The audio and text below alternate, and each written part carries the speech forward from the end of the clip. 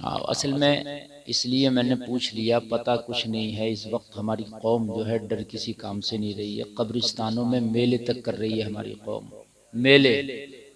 और कब्रिस्तानों में गिल्ली लब्बा खेले जा रहे हैं, ताश खेले जा रहे हैं कब्रिस्तानों में खेलने लोग। ये गांव के हाल में बता रहा हूँ आपको, हमारी कौम के ये हाल हो गए।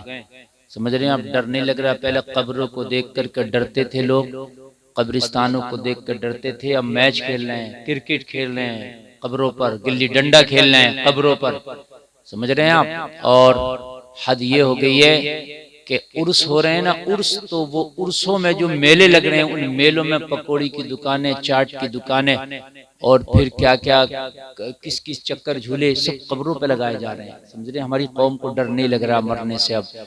और जबकि मालूम है आपको, मौत को इतना करीब जाने आप, इतना करीब जाने कि जब आप एक सांस लेते हैं तो दूसरी सांस की किसी की जिम्मेदारी नहीं कि वो दूसरी सांस आएगी या नहीं आएगी। कितने कितने वेंटिलेटरों पे रखे रखे मर गए, आईसीयू में मर गए, ऑक्सीजन के सिलेंडर उनके पास रखे हैं लेकिन वो मर गए। ऑक्सीजन उनको एक सांस ना दिला सकी, आईसीयू उनको एक सांस ना दिला सका, वेंटिलेशन उनको एक सांस ना दिला सका।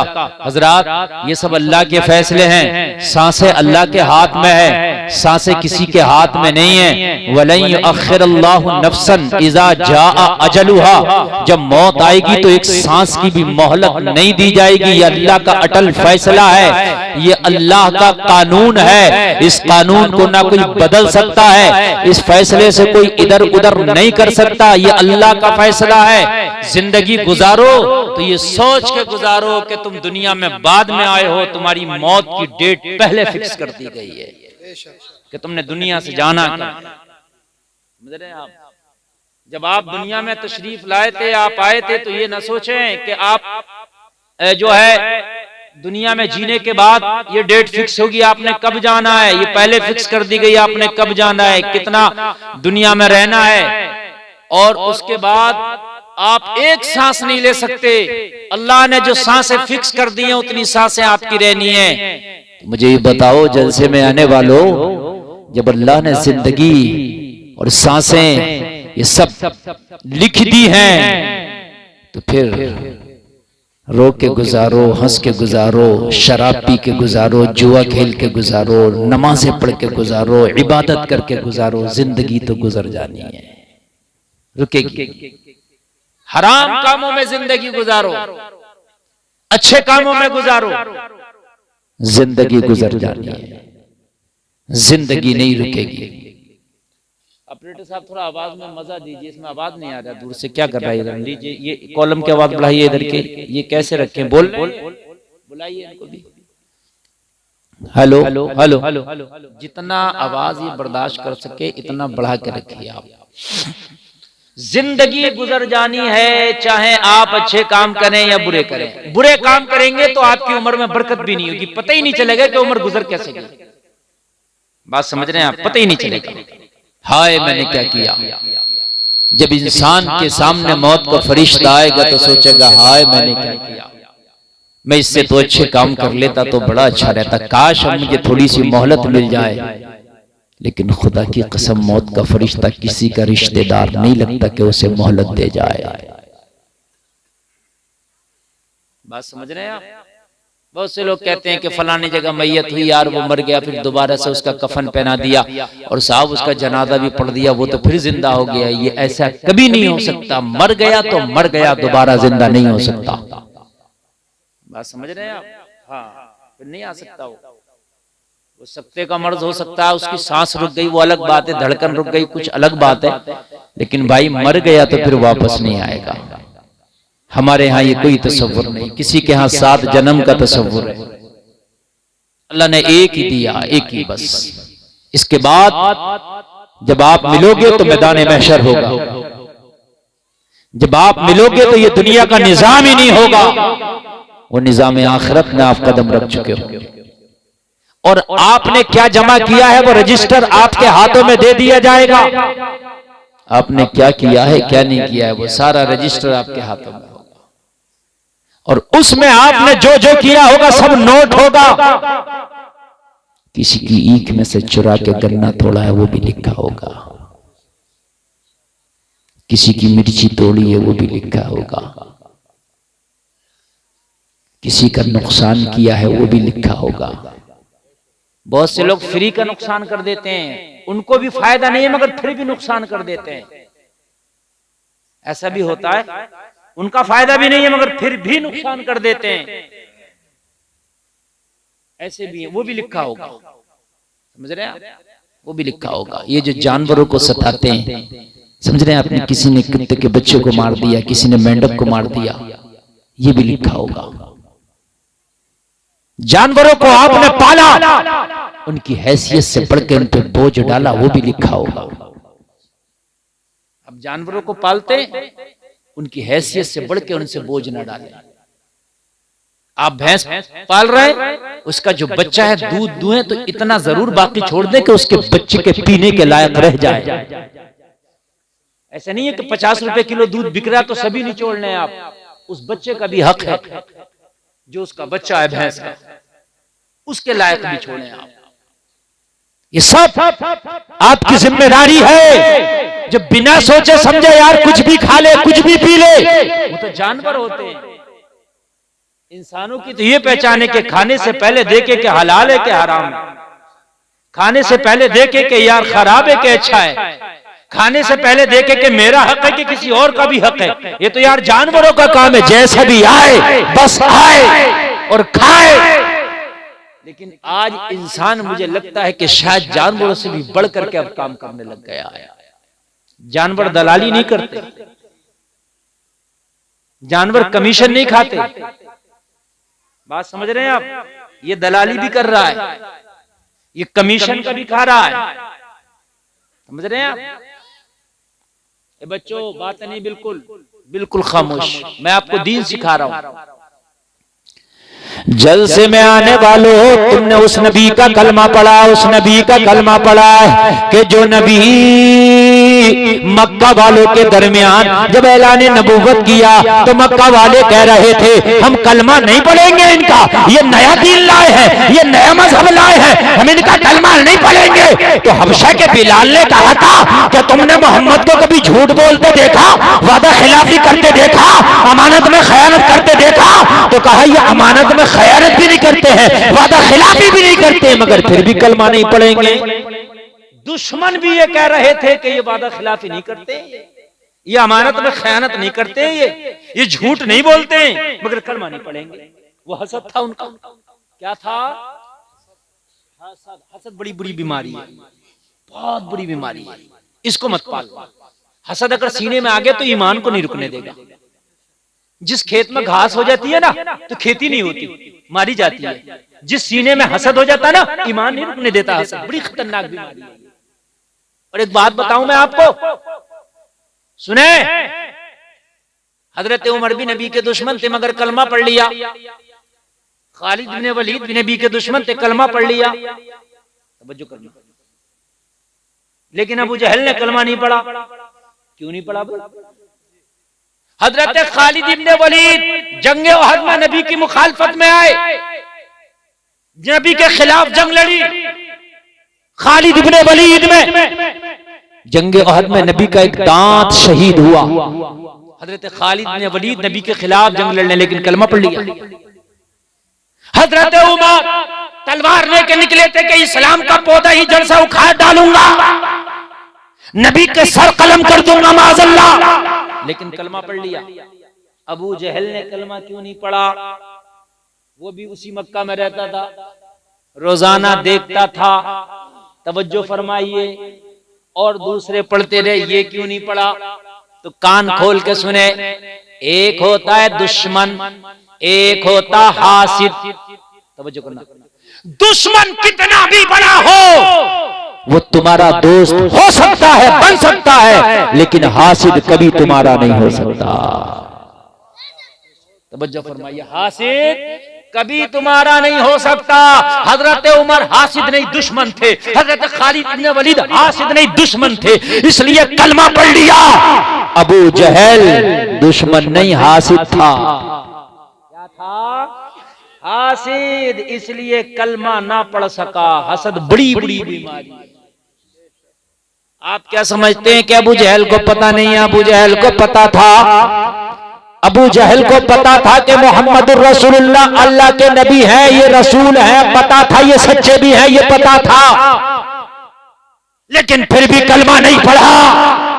क्यों? इसलिए कि हसद था।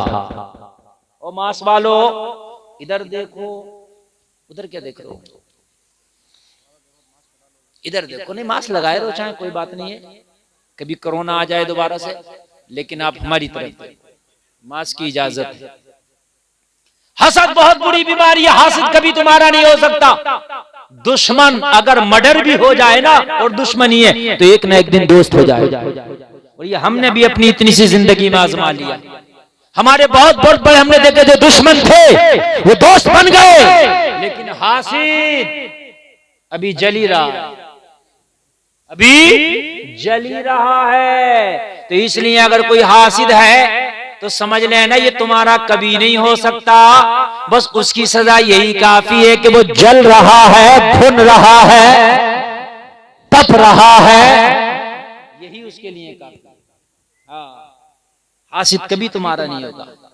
वरना अबू जहल सब जानता था, अबू लहब सब जानता था, ये नबी हैं, ये आखिरी पैगंबर है, सब पता था, लेकिन उसके बावजूद भी कलमा नहीं पड़ा। अब ये है, सुने अबू जहल का हाल तो ये था। एक दिन नबी के घर के पास से गुजरा तो क्या देखा कि नबी अपने घर में कुरान की तिलावत कर रहे हैं। मेरे मुस्तफा अपने घर में कुरान की तिलावत कर रहे हैं। अब अगर कोई अच्छे आवाज का मालिक कुरान पढ़े तो उसका कुरान सुनने में बहुत अच्छा लगता है। आमिना का लाल कुरान पढ़े तो कितना अच्छा लगेगा। जरा बोलो ना सुभान अल्लाह यार। अबू जहल ने जब आवाज आई उसके कान में, नबी रात में कुरान पढ़ने तो दिन में तो कुरान की मुखालफत करता था, लेकिन नबी की जबान से जब कुरान सुना ना तो इसके कान में अच्छा लगा। अच्छा लगा। अच्छा तो अच्छा ही होता है। अब वो हसद की बुनियाद पे ठुकरा रहा तो अलग बात है, लेकिन कान तो कह रहा है कि अच्छा है। दिल एक ऐसा आला है तुम्हारा, दिल एक ऐसा थर्मामीटर है तुम्हारा कि तुम्हारा दिल चाहे मुखालफत में जबान से कुछ भी कहते रहो, लेकिन दिल अंदर से सही फैसला देता रहेगा, यार ये बात गलत है, ये बात सही है। ये थर्मामीटर है। अबू जहल नबी की दीवार से कान लगा के कुरान सुनने लगा। सुभान अल्लाह। सड़ा हुआ काफिर नबी का कुरान सुन रहा है। सुभान अल्लाह बोलो। और तुम्हें गाने सुनने में मजा आता है, तुम्हें फिल्में देखने में मजा आता है, कुरान सुनते ही नहीं हो। कभी सुना हो तब ना मजा आए। कुरान सुनो, खुदा की कसम सबसे ज्यादा मजा कुरान के सुनने में आएगा। सुभान अल्लाह। सुभान हजरत हमारे घर में तो कई लोग कुरान पढ़ते हैं। हमारी अम्मी भी कुरान पढ़ती है, हमारी बहन भी कुरान पढ़ती है, हमारी दादी भी पढ़ती थी। तो कुरान सही तरीके से पढ़ा जाएगा तब मजा आएगा। ये जो उल्टा सीधा पढ़ रही है आजकल की हमारी माँ बहन और हमारे भाई भी पढ़ते हैं, ऐसे पढ़ते हैं, ऐसे पढ़ते हैं। हम तो हाफिज हैं, हमें भी कभी कभी पता नहीं चलता ये पढ़ क्या रहे हैं। हम हाफिज हैं से पता, हमें नहीं पता चलता क्या पढ़ रहे हैं। क्यों इमाम साहब, मैं गलत कह रहा हूँ? ऐसे घुमा फिरा के मजहूल पढ़ेंगे, ऐसे मजहूल पढ़ेंगे। ऐसे कुरान पढ़ने से बेहतर है कि ना पढ़ें, पूरा कुरान ना पढ़ें, एक पारा पढ़ें, मगर सही पढ़ें, तजवीद के साथ पढ़ें। किसी हाफिज से सुना लें, किसी कारी को सुना लें, मगर तुम्हें इतना टाइम ही नहीं है, शर्म के मारे खैर ही नहीं। अरे साहब ये कहेंगे इतने बड़े हो गए भी कुरान ही ठीक नहीं है। जब मरने के बाद फरिश्ता कब्रों में गुर्जे मारेंगे, उससे तो बेहतर है कि अब जाके किसी मौलाना को सुना दे। अगर शर्म लग रही है भाई अभी सुना दे तो यार मौलाना कहेंगे रोज सब तेरे कुरान ही अच्छा नहीं। अरे मौलाना कहेंगे कोई बात नहीं, पहले तो कहेंगे नहीं, अच्छी बात है, इल्म सीखने का कोई टाइम नहीं है। बात समझ आ रही है कि नहीं आ रही है? सुन लो, सुना लो। मस्जिदों में इमाम है, इन इमामों को सुना लो, कब्र में पछताओगे, या अल्लाह सुना लिया होता तो बड़े अच्छे रहते। ये जो उल्टा सीधा कुरान पढ़ते हो, लहने जली के साथ पढ़ना सुनना दोनों हराम है। सवाब के बजाय अजाब मिलेगा। कुरान पढ़ना है तो सही तरीके से पढ़ो, चाहे पूरा ना पढ़ो, एक पारा। काम की बात बता रहा हूं मेरे भाई। ये जो तीजे में चल रहे हैं ना, तीजे में कुरान 15 कुरान पढ़ गए, अल्लाह ही जाने ये 15 पढ़ गए।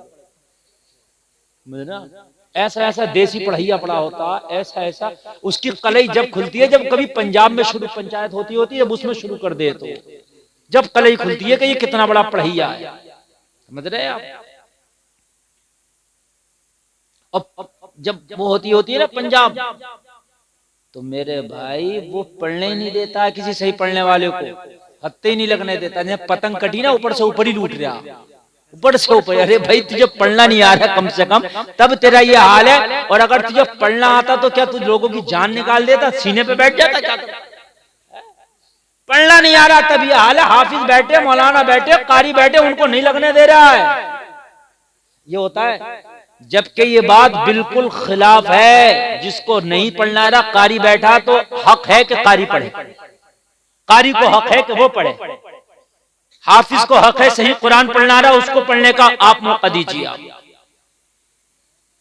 कुरान शरीफ अगर पढ़ते हो तो किसी आलिम व हाफिज कारी को सुनाओ। हजरत देखें हमारा कुरान सही है कि नहीं, टाइम निकालो। आप कहते हो टाइम नहीं है, तो टाइम तो मरने से पहले होगा ही नहीं। आप ये कहते हो टाइम नहीं है, मरने से पहले नहीं होगा। और ये टाइम नहीं है, मौत के फरिश्ते से कह के देखना। अगर अम्मा ने दूध पिलाया तो कभी मत आओ जरा, हमें टाइम नहीं है। अगर रुक जाएगा क्या, देखो रुक जाएगा मौत का फरिश्ता। तुझे हो या टाइम नहीं हो, अपनी ड्यूटी बजा के जाएगा। समझ रहे हैं आप। ये दरवाजा बंद कर दो, ये क्यों निकल के जा रहे हैं। ये बड़ी काम की बातें चल रही है। थोड़ी देर तकरीर करना, ज्यादा देर तकरीर बोलना नहीं है। असली में लेट तकरीर हो जाती है ना, तो फिर ये क्या होता है कि 2 उधर से उठ रहे हैं, 4 उधर से उठ रहे हैं। अब बात आदमी थोड़ी सी बना के लाए, थोड़ा सा बयान करना चाहे, तो फिर पता चला वो 2 इधर से उठ गए, 2 उधर से उठ गए। अजीब सा माहौल बना देते हैं। थोड़ी देर बैठ के सुन लो ना। मेरे पास आपसे कम टाइम है, मुझे तो जाना है, समझ रहे हैं आप। हाँ मुझे तो जाना है, बहुत कम टाइम है, लेकिन थोड़ा सा आप सुन लेंगे तो अच्छी बात है। थोड़ा बेस बढ़ाओ ऑपरेटर साहब, बेस बढ़ाओ, इसका बेस बढ़ाइए, आवाज जरा भारी कीजिए। अबू जहल नबी का कुरान कान लगा के सुन रहा और दिल में कह रहा है यार मजा तो आ रहा है। दिल तो थर्मामीटर है ना, ये तो कह रहा है यार मजा आ रहा है, थर्मामीटर है ना। लेकिन दिमाग से तो खेल खेल रहा था ना वो, कि अगर यार मैंने भी मान लिया तो मेरी चौधराहट चली जाएगी, सरदारी चली जाएगी। मक्का का सरदार था ना ये भी, चौधरी था मक्का का ये भी, ठेकेदार था मक्का का ये भी। गुंडागर्दी करते हैं, किसी पर पावर आ जाती है ना, गांव में भी तो बड़ी गुंडागर्दी करते हैं। दीन के काम में भी पैर रखा देते हैं, मौलाना की न चलने देते हैं, मस्जिद में भी हैं। ऐसा होगा, चौधराहट दिखाते हैं। दिखा तेरी चौधराहट, मरने के बाद तेरी चौधराहट का पता चलेगा।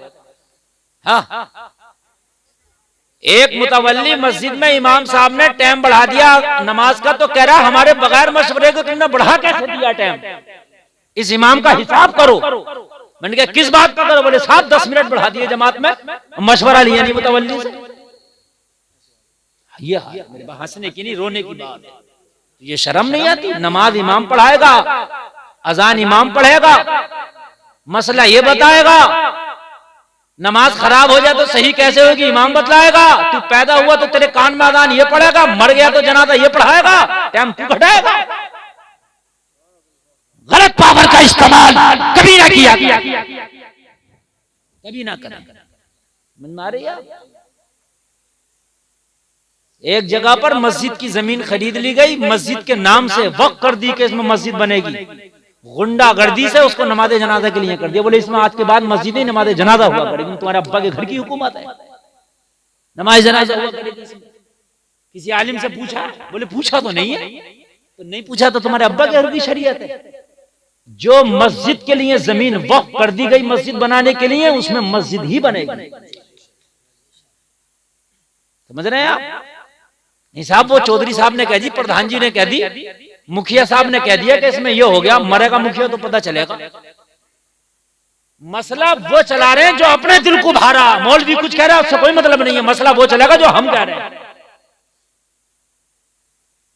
मेरे भाई ये दिल शैतान है। अगर तुम्हारी बात किसी आलिम के सामने नीची हो रही है होने दो, लेकिन अगर आलिम सही बात कह रहा है तो उसकी बात पर लब्बैक। जाहिल आदमी की मसला उसने गलत बताया, वो आलिम उसके खिलाफ बता रहा, वो सोच रहा है मेरी हेटी हो रही है। यही उसकी जहालत का सबूत है, वो दुश्मन बन जाता है। मुखालफत शुरू कर देता। अरे भाई, शरीयत किसी के घर की नहीं है, शरीयत में आलिम जो बता रहा है उसकी बात को मानो, फॉलो करो। अब कोई नबी नहीं आएगा, ये टूटे फूटे उलमा ही आएगा। अबू जहल कान लगा के मुस्तफा का कुरान सुन रहा और मजे भी ले रहा है। पहले अरब था वो, उसको कुरान समझ में भी आता था, ऐसे थोड़ी नहीं है समझ में नहीं आता, सब समझ में आता था उसको, सब जानता भी था वो कि ये कुरान है। लेकिन वही हसद, मानूंगा नहीं। बात समझ में आ रही है कि नहीं आ रही है?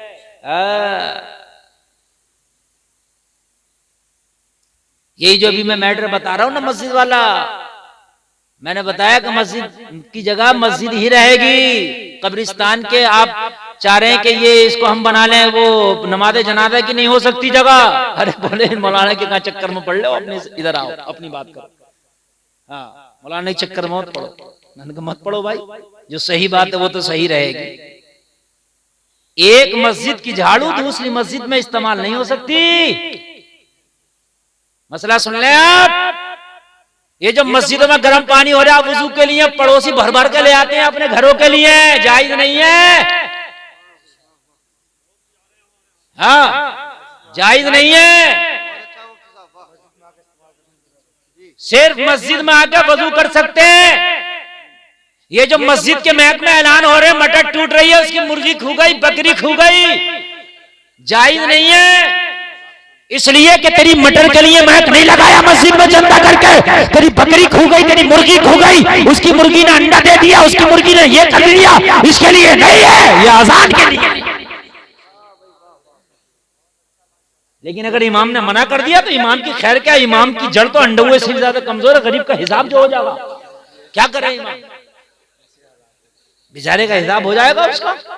हाँ मेरे भाई, ये हंसने की नहीं, बातें समझने की है। निजामे मैं कदा कुछ इस तरह बिगड़ा है साकी, उन्हीं को जाम मिलता है जिन्हें पीना नहीं आता। कान खोल करके सुने मेरे भाई, हिसाब बड़ा सख्त है। मस्जिद में मोबाइल भी चार्ज नहीं कर सकते, ये भी जायज नहीं है। मस्जिद में जो नमाज हो गई और दो चार लोग सफों पे लंबे लंबे लेट गए, पंखे चलने गर्मियों में हवा खा रहे हैं, सो गए, जोहर से असर तक सोते ही रहे, ये उनके लिए जायज नहीं है। इसलिए कि मस्जिद में ये जो पंखा चल रहा है, इसका जो बिल चल रहा, ये मस्जिद के ऊपर चल रहा, हवा तू खा रहा। और बड़ी मूछा को ताव दे के कहते हैं मैं तो अल्हम्दुलिल्लाह 5 वक्ता नमाजी हूं, मैं तो मस्जिद में रहूं, मैं तो रहते ही मस्जिद में हूं। और मस्जिद में रहते हुए इसका हिसाब दे दोगे? बात समझ रहे हैं आप? क्या हुआ?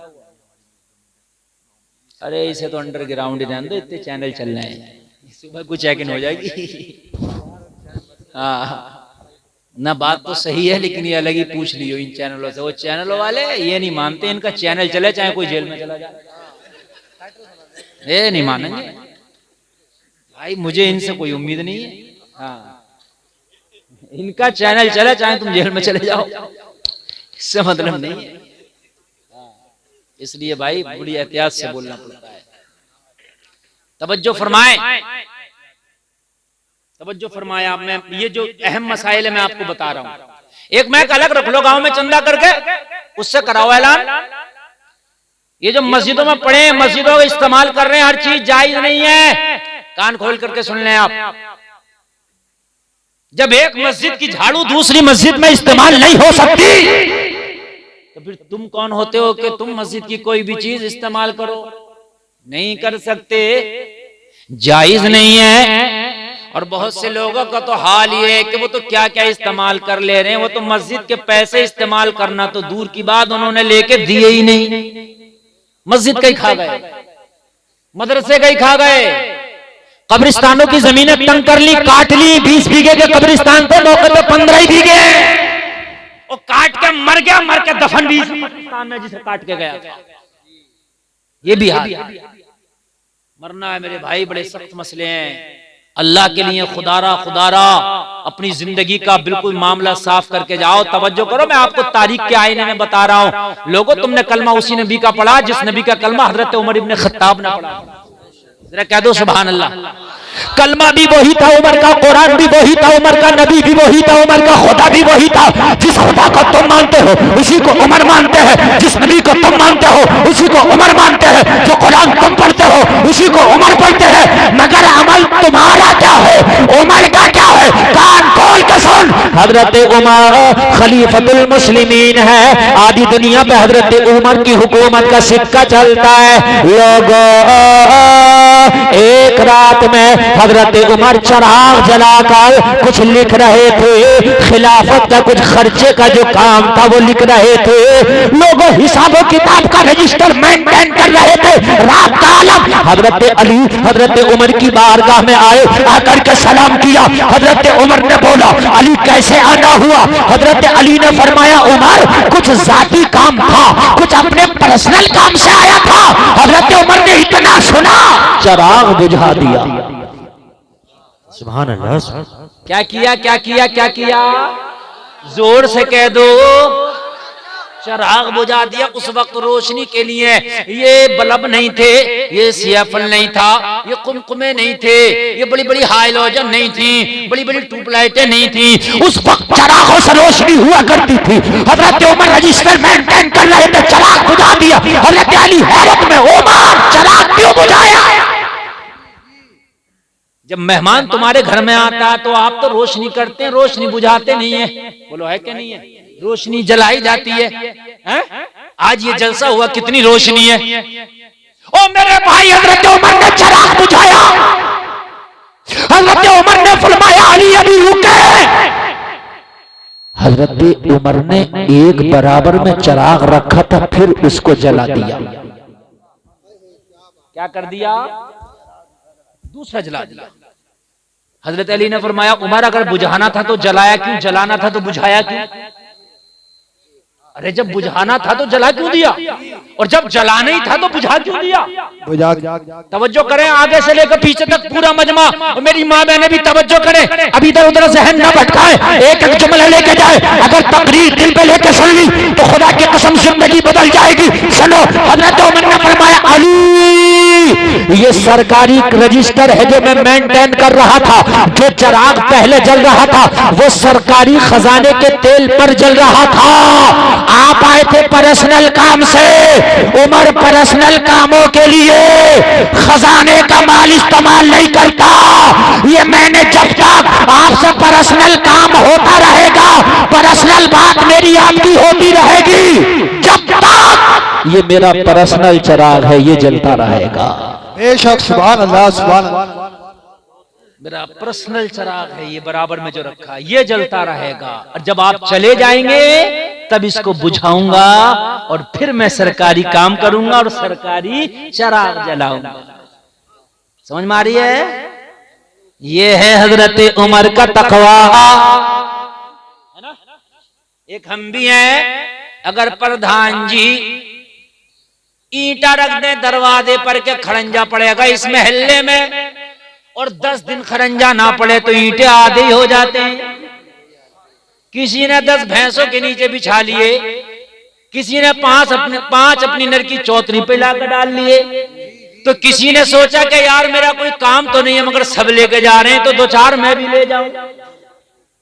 भाई सबका हक था, तेरा हक नहीं है, बात समझिए। सबका हक था, उस पर तेरा हक जोर से बोले नहीं है। अगर आप लुक़्मा-ए हलाल नहीं खाओगे तो काबे में जाकर भी दुआ करोगे, अल्लाह तेरी दुआ कबूल नहीं करेगा। अगर हलाल के लुक़्मे नहीं खाएंगे तो हराम के लुक़्मे खाकर अपने जिस्म में हराम खून पैदा करके हर साल हज जाओ, उम्रा करो, वहां जाकर दुआएं करो, अल्लाह नहीं कबूल करेगा।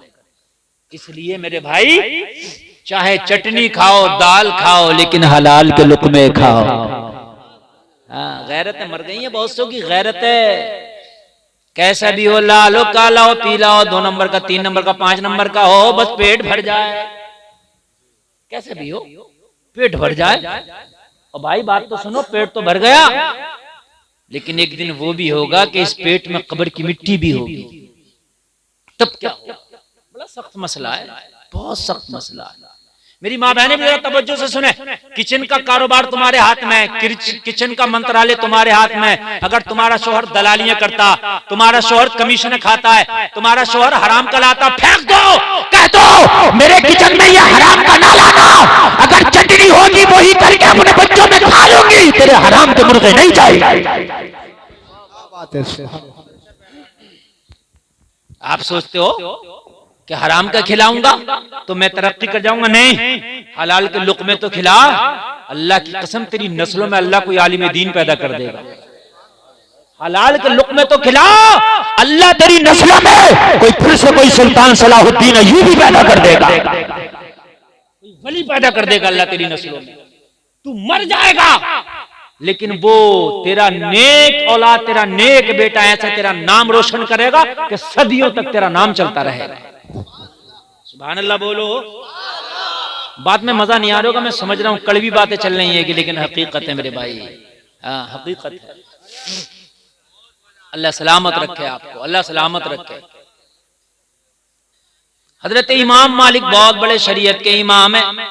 हजरत इमाम मालिक शरीयत के बहुत बड़े इमाम है। शरीयत के 4 इमामों में एक इमाम इमाम मालिक है। उनकी बारगाह में एक औरत आई, हुजूर मसला पूछना है। आपने फरमाया खातून एक तरफ बैठ जाओ, अभी मैं अपने काम में मशगूल हूं, थोड़ी देर में मसला बताता हूं। खातून एक तरफ बैठ गई। थोड़ी देर के बाद इमाम मालिक ने उस खातून को बुलाया, आओ। पर्दे में बैठ गई। ये पर्दा चादर लगा दिया और चादर के इधर खातून बैठी है, मसला पूछ रहे, और इधर शरीयत का इमाम इमाम मालिक बैठे हैं। तवज्जो फरमाना, कितने बड़े इमाम है, शरीयत के इमाम, बहुत बड़े इमाम है। खातून पर्दे में बैठी है, मसला पूछने आई है इतने बड़े इमाम से, और इतना बड़ा इमाम पर्दे के इस पार बैठा है। आज के कुछ झूठे पीर ऐसे चल रहे हैं कि औरतों को सामने बिठा करके उनको पीरा मुरीदियां चल रही हैं, पैर दबाया जा रहा है। हाँ, और हमारी माँ बहनें इतनी सीधी हैं, मियाँ गंडा ताबीज कर रहा है, सामने बिठा के मियाँ ताबीज कर रहा है, कह रही है मियाँ के हाथ में बड़ी शिफा, मियाँ के हाथ में शिफा। ये सामने से बेहयाई हो रही है, इसके हाथ में शिफा कहां से आ गई? हुजूर मुफ्ती आज़म हिंद आला हजरत के छोटे बेटे ताबीज ये भी देते थे, लेकिन मालूम है कैसे देते थे? अगर किसी को ताबीज दिया और कोई खातून कोई जनानी ताबीज लेने आई तो कहते थे कपड़े में हाथ को लपेट लो, उसके बाद हाथ बढ़ा के ताबीज लो। और अगर किसी औरत ने नंगे हाथ से ऐसे ताबीज ले लिया जैसे मेरा हाथ है ये नंगा, तो कहती थी ताबीज लेने आई है या मुझ बूढ़े को अपना हाथ दिखाने आई है। ये फरमा। अब तो मियाँ ऐसे ऐसा गुंडा मियाँ चल रहा है, फाले खोल लिया, फाले इतना बड़ा ये फाल का खुलैया, तो बताना दाऊद इब्राहिम कहां बैठा फाल खोल के है? इतना बड़ा फाल का खुलैया, तो बताना फिर कि चोरियां जो हो रही हैं चोर कहां बैठे? ये सीबीआई महकमे की जरूरत क्या, हटा दो, फाल खुलवाओ। बात है कि नहीं? ये सीबीआई के डिपार्टमेंट की क्या जरूरत है? मियाँ के पास जाओ, मियाँ चोरी हुई है, डकैती हुई है, फाल खोलो, मर्डर हुआ, फाल खोलो। बात समझ रहे हैं कि समझ रहे हैं? ये सब खुराफात हैं, सब खुराफात हैं। आल फाल के चक्कर में मत पड़ा करो, समझ रहे हैं आप? इस मियाँ को अपनी फाल का नहीं पता, तुम्हारी क्या खोलेगा? मैं सही बता रहा हूं, जिसको अपनी फाल का नहीं पता तुम्हारी क्या खोलेगा? नमाज़ें पढ़ो और हर नमाज के बाद में कुरान की आखिर की 3 सूरतें पढ़ के दोनों हाथों पे दम करके पूरे बदन पे फिरा लो, इंशाल्लाह कोई जादू नहीं होगा, कोई टोना नहीं होगा इंशाल्लाह। देखो इधर मिलाद शुरू हो गई, खामोश हो जाओ, अब बिल्कुल खामोश हो जाओ तुम, वरना तकरीर थोड़ी देर तुम्हारे ऊपर भी हो सकती है। खामोश हो जाओ। इनकी भेड़ चाल है, अगर एक उठ गई तो 15 उसके पीछे जरूर उठ के जाएंगे। हाँ चलो, इनका लक है, लक चलता है इनका। बैठी हैं तो बैठी हैं और उड़ गई तो उड़ गई। हाँ, तवज्जो फरमाए, तवज्जो। शरीयत का इमाम इमाम मालिक ने फरमाया, खातून क्या मसला है तेरा, बता मसला बता। कहने लगी हुजूर मसला ये, मैं बड़ी गरीब खातून हूं, मेरा कारोबार है सूत काटने का। वो जो चरखा चला के करता था ना, कहती है कि मेरे घर में चिराग भी नहीं है जलाने के लिए कि मैं उस चिराग की रोशनी में काट लूं। रात होती है तो मैं छत पे जाकर के चांदनी की रोशनी में चांद के अक्स जो होता है ना, उसी में मैं अपना सूत काट के कारोबार चलाती हूँ। तो वो जगना बड़ा बारीक मसला बता रहा हूं, मैं चलाती हूँ काम। हुजूर पूछना यह है कि किसी दिन बादशाहों के जुलूस मेरी गली से गुजरते हैं, जिस दिन बादशाहों के जुलूस गुजरते हैं उनके जुलूसों में फानूस और मशाल बरदार होते, बड़ी रोशनियां होती हैं, उस दिन मेरी छत पे भी रोशनी आ जाती है। जब गली में जुलूस निकलते हैं तो छत पे भी रोशनी आ जाती है, और उस रोशनी में मेरा काम तेज हो जाता है, मैं दोगुना काट लेती हूँ, काम दोगुना हो जाता है। ये जो काम ज्यादा हो जाता है क्या मेरे लिए जायज है या नाजायज है? ये जो बादशाहों के जुलूस की जो रोशनी मेरी छत पे आती है, इस रोशनी में जो मेरा काम ज्यादा हो जाता है, ये जायज है या नाजायज? बताइए कितनी बारीकी है, जरा गौर करें यार, कितनी बारीकी, कितनी बारीकी है। हजरत इमाम मालिक ने फरमाया, खातून ऐसा लगता है जैसे हसन बसरी तुम्हारा भाई हो, तुम हसन बसरी की बहन लगती हो। कहने लगी हुजूर हाँ, हसन बसरी मेरा भाई है, मैं उसकी बहन हूं। अल्लाह। कहा आपको कैसे पता मैं हसन बसरी की बहन हूं? इमाम मालिक ने फरमाया, ये तकवा हसन बसरी की बहन का ही हो सकता है। हाय हाय हाय, ये तकवा हसन बसरी की बहन का ही हो सकता है। ओ भाइयों, तुम इस जलसे में बैठे हो, तुम भाई भी होगे बहनों के, तुम्हारी बहनों के जैसे किरदार हो, उस किरदार से तुम पहचाने जाते हो। तुम्हारी बहनें अगर नेक होंगी, जमाना कहता है उस भाई की बहन बड़ी नेक है। अगर भाई नेक होगा तो जमाना कहेगा उस बहन का भाई बड़ा नेक। बेशक सुभान अल्लाह। नारे तकबीर, नारे रिसालत। खामोश मेरे भाई, तवज्जो करें, अगर किसी का भाई नेक होगा तो जमाना कहेगा उस बहन का भाई बड़ा नेक है। अगर किसी की बहन नेक होगी तो जमाना कहेगा उसकी बहन बड़ी नेक। आप कहो काली टोपी वाले, इधर सुन लो यार, सुन लो, पता नहीं यार किधर किधर है, तो बैठ। जी इमाम साहब, जी फरमाए, थोड़ी देर सुन ले यार, डिस्टर्ब हो रहा है, बहुत ज्यादा डिस्टर्ब हो रहा है। थोड़ी देर खामोशी से सुन ले, उसके बाद में फिर आपने जो करना वो करते रहिएगा, ठीक है? मैं असल में रटी रटाई तकरीर अपने से होती नहीं, आपसे चिपक करके आप सुनते रहते, मैं बोलता रहता हूँ। आप जब अपना जहन हटाते हैं ना, तो आपसे ज्यादा मेरा हट जाता है।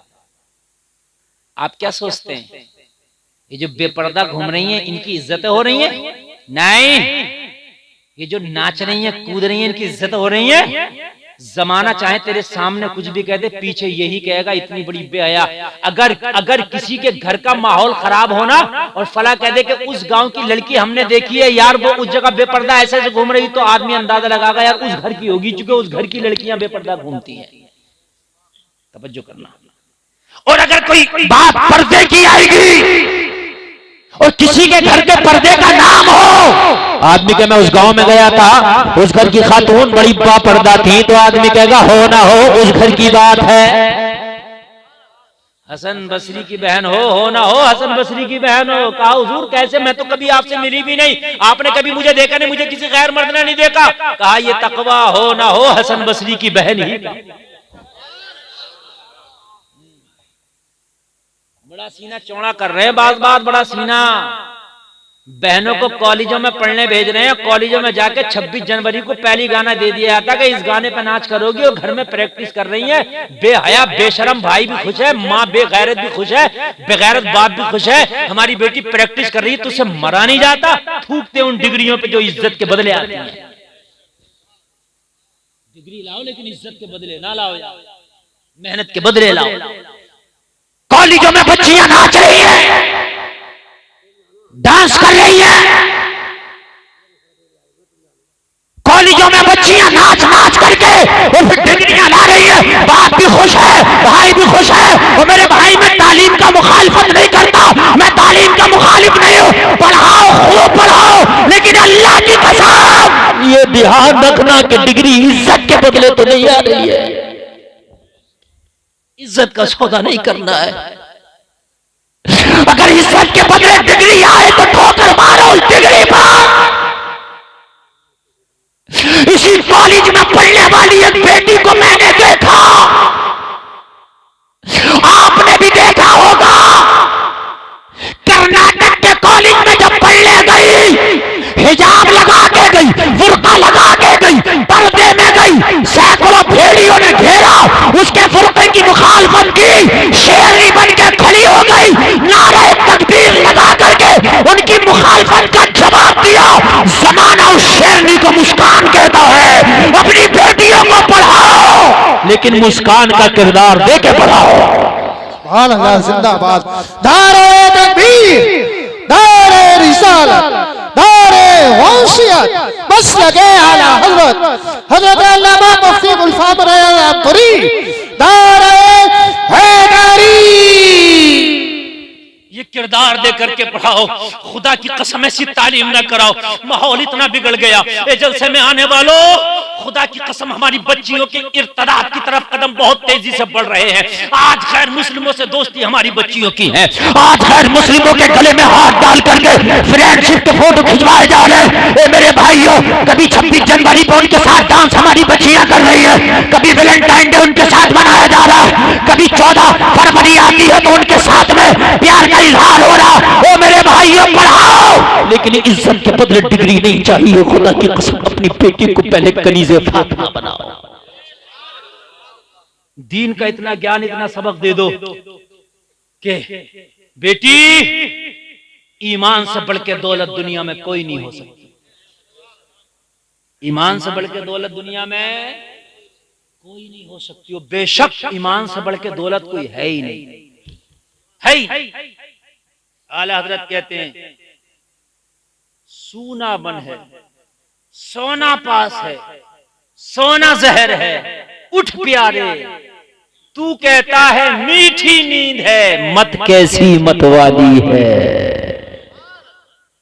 आला हजरत कह रहे हैं, ये जो तेरा ईमान है, ये सोना, ये गोल्ड है।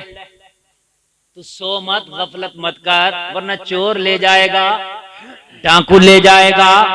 और मेरे भाइयों, तालीम की होड़ में इतने बेहया हो गए, हम इतने आगे बढ़ गए, हम देख ही नहीं रहे बच्चियां क्या कर रही हैं। मेरे भाइयों, बच्चियों को पहले तो उस कॉलेज में पढ़ाओ ना जहां इतनी बेपर्दगियां, बेहयाइयां हो रही हैं, और उस पर खास तवज्जो दो।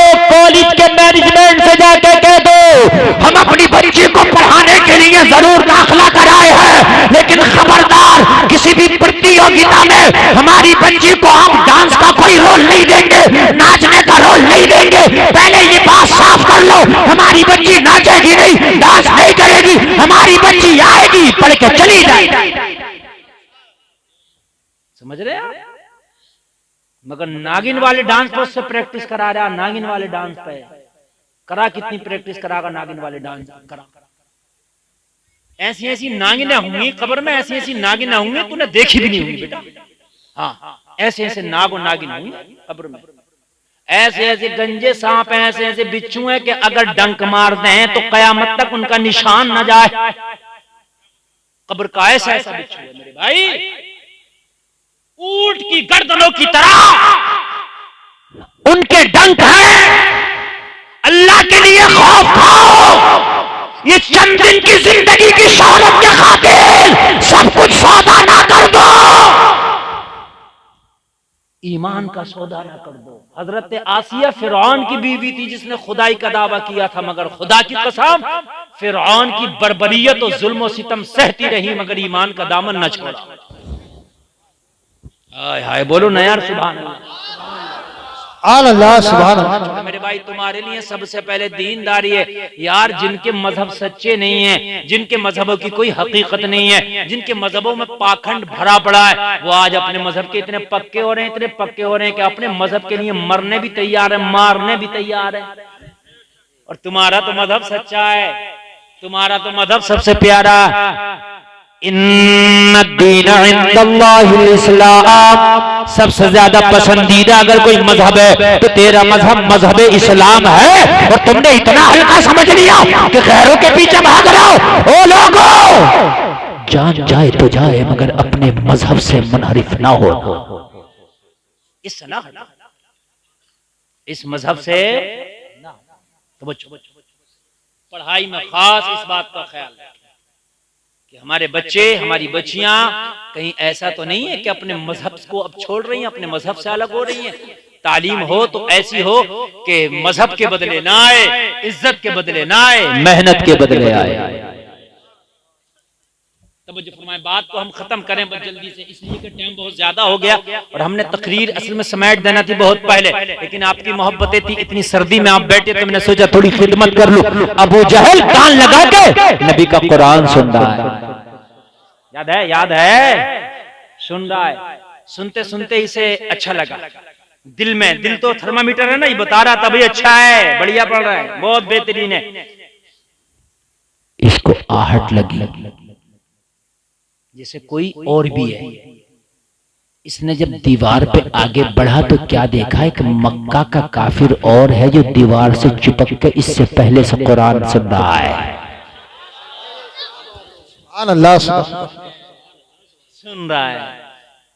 इसने सोचा भांडा फूट जाएगा, ये तो सब में कह देगा कि ये अबू जहल दिन भर अपनी पार्टी बनाता और रात को ये नबी का कुरान खुद सुनता।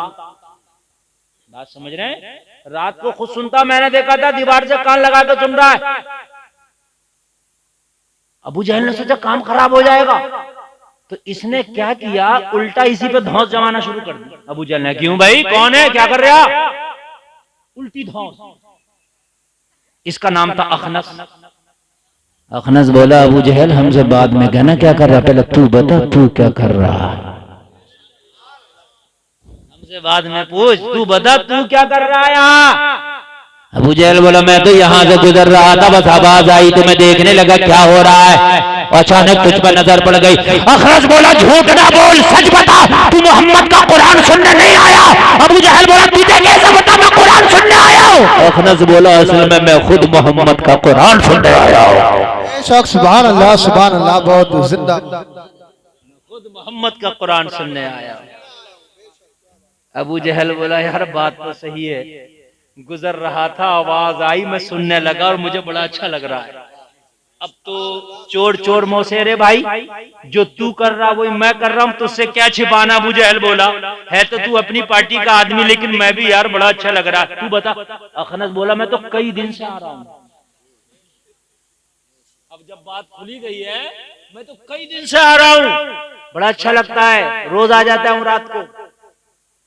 अबू जहल बोला सुन अब नहीं आना, अगर पता चल गया तो क्या होगा, और मेरा भी किसी से मत कहना, मैं तेरा किसी से नहीं कहूंगा, और अब आना मत। अखनस बोला अपनी कहो, तू तो नहीं आएगा, बोला मैं भी नहीं आऊंगा, तू तो नहीं आएगा, बोला मैं भी नहीं आऊंगा। दोनों ने वादा कर लिया। दूसरी रात आई, बिस्तर पे लेटे, करवट पे करवट, नींद ना इसे ना इसे। सुभान अल्लाह। आप क्या सोचते हैं, अगर दुश्मन भी है, अच्छी बात अगर कोई होगी तो दिल कहेगा बात अच्छी है, मगर हसद कहेगा नहीं यार मानना नहीं है, मानना नहीं है, बात तो अच्छी है मगर मानना नहीं है। हाँ। अबू जहल दिल से ये जानता था, अबू लहब भी जानता था कि ये सच्चे नबी हैं, सच्चे नबी जानते, दोनों जानते थे ये, लेकिन हसद मानना नहीं है। बस नींद नहीं आई, बिस्तर पे करवटें बदलने, आधी रात हो गई, नींद नहीं आई। अखनस ने सोचा यार हम तो कई दिन से जा रहे, कहाँ अबू जहल के चक्कर में पड़ गए।